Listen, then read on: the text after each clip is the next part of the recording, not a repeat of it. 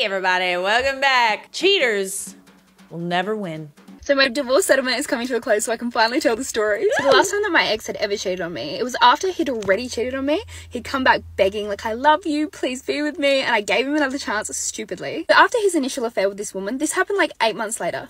It was like around Christmas. So he works interstate, so we're in constant communication. But one night he was being really weird. Like, he wouldn't answer my phone calls, he wouldn't answer my messages. He kept saying he was going in and out of range. By this point, I'd already been cheated on, so I was super suspicious of him. Anyway, after a few hours of this, me trying to call him, I'm like, what are you doing? He's like, I'll call you later, I'll call back, I'll call back. I'm like, you need to call me now, you need to message me now. And he's still not responding to me.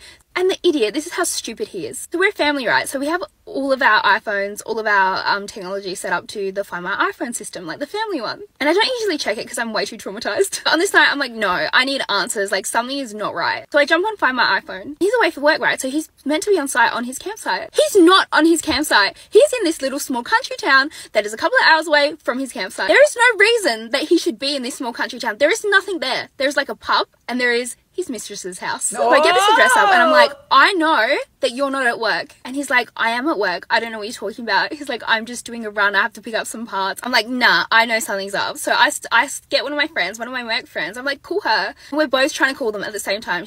My friend's calling her, I'm calling him. And they're both hanging up at the exact same time. And at this point, I'm like, do I tell him that I've tracked him? Because then, like, that's just showing my cards. Like, he's going to turn off Find My iPhone. I won't be able to find him. But I'm like, nah, I have to tell him. I'm like, I know that you are in this place. Like, I've checked Find My iPhone and he's like losing it. He's like, you have me under surveillance. I can't believe this. You're so insecure. I can't deal with your anxiety. Like, have you full go at me? And then both their phones go off at the exact same time. And I'm at work. I'm meant to be at work. I'm meant to be working. Instead, I'm like having an emotional breakdown. I'm upstairs in the staff room. I'm just like, nah, I need evidence. I get this address that I got on Find My iPhone and then I get up Google Maps. I look on Google Maps. I look at this address. I screenshot the front of the street views of the front of the house. And then I go on realestate.com, which has pictures of the inside of the house from the last time it was sold. So I screenshot those also. Then, because I know the girl, because it's the girl he cheated on me with the last time, I go on her Instagram. But then I'm comparing these screenshots. I'm looking for distinctive parts of the house that will show that it is the exact same house that it is on the address that I found on Find My iPhone. But both their phones are off, right? So I don't have any communication with either of them. So I'm just sat up there for like hours matching and cross-referencing these photos. Wow. Straight off the bat, I find two very distinct things. So the wallpaper is the same.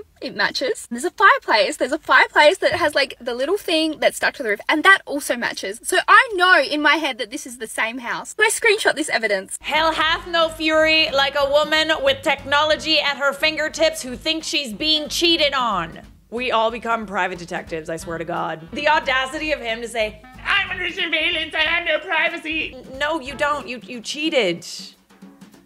You lost those privileges. The audacity of you to invade on my privacy. Why you need privacy? What do you need privacy for?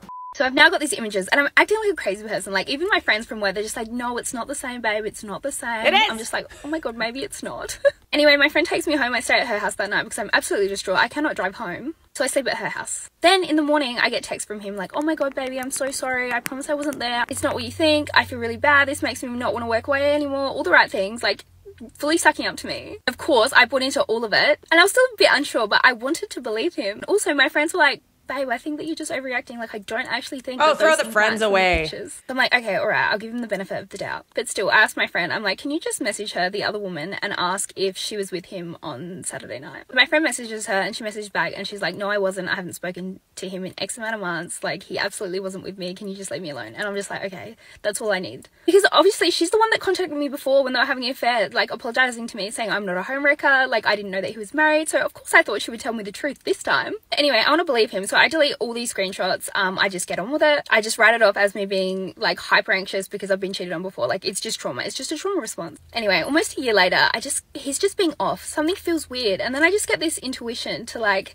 re-look into this whole situation. So I get the address back up because I saved it. And then I look at the front of the house. I just take pictures of all the surrounding areas from the front of the house and the side of the house. Then I go over to Instagram and I just screenshot any of the recent pictures that she's uploaded that I can compare between the two. There's this picture, and in the picture there's this very distinct trellis. It's like a green and a white trellis. Her grandma's sat at the front beside this trellis, and there's a very distinct back gate. And I'm like, I've seen this before. So I go back to Google Maps and I turn it around to the side of the street view, and there it is. It is the exact same trellis. It is the exact same side gate. There is no other explanation. There is no getting out of this. So I'm just like, oh, this dirty dog. And I'm not going to confront him, because at this point it's like, he is a liar. He's not going to tell me the truth. And I know she's a liar too, but I figured it's been a few months. There's a lot more chance that she's going to tell me the truth than he is. So I messaged her and I'm like, look, I don't have anything against you. I just want the truth. Was so-and-so at your house last December? She messaged me back almost immediately. She's like, hi Lauren, yeah, I'm really sorry, but I was with him that last December. I was like, oh my God, I was right the whole time. That whole time, it was the same wallpaper. It was the same fireplace. I've just gaslit myself into believing that he's not a lying, dirty, dirty dog. And as for her, like, why can't you apologize to me the first time for sleeping with my husband? You're just gonna go do it again. Yeah. And that's not even the worst part. This is the worst part. Right while he was doing this, on the night that he did this, it was literally 3 days after he knew that one of my close friends had died of breast cancer. What? What is wrong with you? Oh, throw the whole man away. Throw the friends away too. What the actual hell? We have intuition for a reason, ladies, and it is never wrong. Well, sometimes, but most of the time it's pretty accurate. Sometimes friends don't help, babe. Always go with your instincts. I am honestly the most disappointed in the friends. We knew this about the husband. We knew this about the mistress. The friends, though, you need new friends. Mine would have been riled up saying that's the same place, let's go there. Seriously, like, why were these friends not picking you up and driving to this place with you to catch him? I'm not doing this. No, look, you found another way to cheat on me. Did you really print out my own DMs to show me, Rhea? Now we've gotten to a new extreme of craziness. No, let's read it. No, let's no, read no, it. not crazy. Let's read it. Evidence. Hey, boo, what are you doing and what's your number? That's what she said. Did I message All any right, let's girl? keep reading. Did I message Let's any keep girl? reading. Girl, you can't be doing this, LOL. Exactly. How many times have I told you I have a girlfriend? You have written proof that I'm not All right, a cheater. can we keep and reading? You keep telling me. Can we keep reading it? You just can't get it to your head. Ironically, the number that you gave her, the amount of times you told her you had a girlfriend, is your number. God, you are some kind of crazy. What are you bringing screenshots for? Because this is a court of law. This right here is the law, and you shall go to jail. Boyfriend jail. Can we just put them in boyfriend jail? Can we bring back adultery as like a crime? You're so crazy for catching me cheating, dude. You're the craziest. You're crazy person, you crazy girl. God, you are just so unhinged. Screenshots. Imagine telling, like, let's say you're in a court of law and the opposite lawyer, like, proves that you're lying and proves that you kill someone. You're crazy! Sir, it's literally right there. I'm not crazy. There's evidence. Hard proof. I love the classic print and present method. Honestly, like, PowerPoint presentation it up. You know what I mean? Get like a projector, nice and big on the screen. How I discovered I was dating a married man with a double life.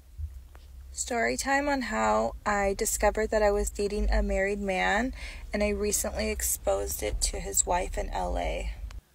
So I had no idea that this man was married.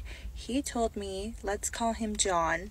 He told me his name was John Martinez, that he was 29 years old, that he was a consultant, he was single, but really, his name was, well, hold on, I'm going too fast. So I met this man at Caña Rum Bar in downtown LA with all my friends, and he was so nice. You know, we went on really, really nice dates. Like, he was always like super like a gentleman, and I told him that, you know, intimacy is a really big deal for me, and he respected that, which was nice, because some guys, actually I've only had one guy get upset about it, but I mean, I really thought that he was single. So I'm telling all my friends, like, oh my goodness, like, I really like this guy. And we were texting from like 7 in the morning until midnight. And I do not even text my friends like that. Like, I just thought, this is a Valentine that he wrote to me that he brought with flowers, if you guys can read that. I don't think you're supposed to feel like you've made a bond for life with someone after 3 weeks. Wow, this is love bombing for sure. Yet here we are. Not sure where any of this will lead, but I am thankful I met you. Man, this is how I found out. The truth about this John. So he also had no social media, which should have been a red flag. But at the time, it had just been a few months that I got out of a relationship with someone that cheated on me.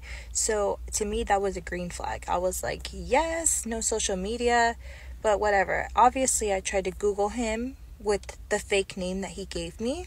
Nothing came up. So one day, I was working from home and he messages me, I'm on my way to your house. I'm going to bring you something. And I was like, no, like, don't come, I'm working. So I sent him a picture of my laptop. And then he sends me a photo of his laptop back with coffee and flowers.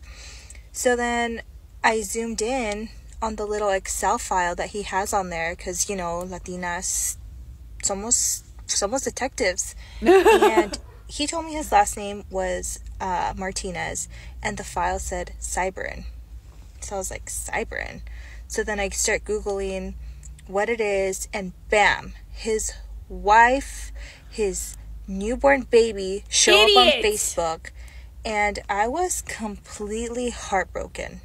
I couldn't believe. Also, he was 39 years old. He was not 29 years old. So I saw him and his wife recently at Cha-Cha's in LA, and I confronted the wife and I told her to follow me into the restroom if she... Oh God, please tell me there's a part 2. Please, dear Lord, please.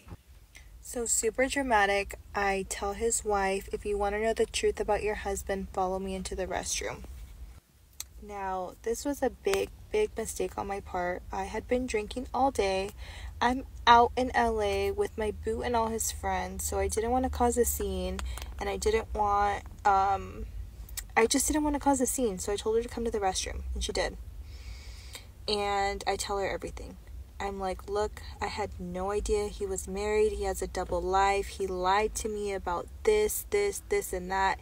He told me he was 29, but really he's 40 freaking years old. And she starts bawling. She's in the restroom bawling. And he comes to the door and he's like, I never touched her. We didn't do anything. And I'm like, yeah, we didn't do anything because I never allowed it. But if I allowed it, obviously, you know, but still, he took me on so many dates, like, literally wrote me, look at this Valentine.